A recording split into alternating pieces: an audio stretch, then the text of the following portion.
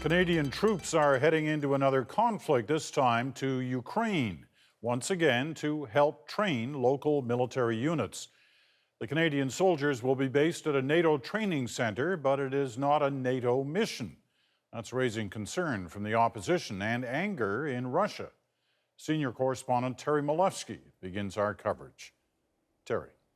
Well, Peter, so far the Harper government has talked a lot about standing up for Ukraine, but has sent only non-lethal aid and stayed well away from any confrontation with the Russians. Now, Canadian troops will be in Ukraine, but still nowhere near the front. This is clearly a non-combat mission. This is a training operation. 200 Canadian military trainers will be heading to this base at Yavorov in western Ukraine.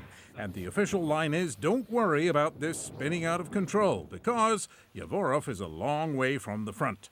And it is about as far from the front as you can get in Ukraine, almost at the Polish border, while the battle against Russian-backed separatists is far to the east. Yavorov Training Center, where most of the training will occur, where about 150 of the 200 Canadian troops will be stationed, is about 1,300 kilometers away from the zone of conflict between Russia and Ukrainian troops. The risk, as the minister indicates, is very low geographically. We'll have 50 more soldiers, sailors, or airmen in various other places in the Ukraine, all well separated from the place of most recent conflicts.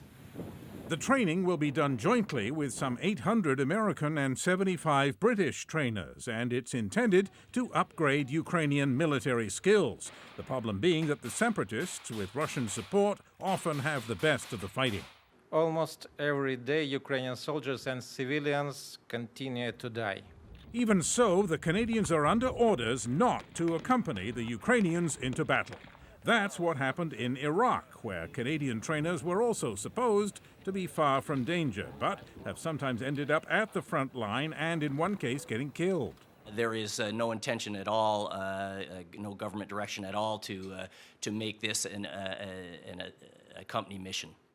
And the minister drove that point home.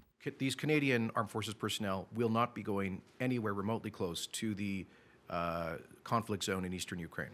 But the NDP is not buying that. We're extremely concerned with Stephen Harper's unilateral decision to send hundreds of Canadian troops into Ukraine. This is not something that's even been discussed for 1 hour in the House of Commons, and it's not a NATO mission. Quite frankly, the Liberals, though, are on side. Sending trainers far from the front lines to allow Ukraine to defend its territory is, I think, a responsible thing for Canada to do as part of an international effort. Now, the government says this mission will cost up to $16 million for the first year, and that it will send a message of deterrence to Vladimir Putin. That's the theory anyway, Peter. All right.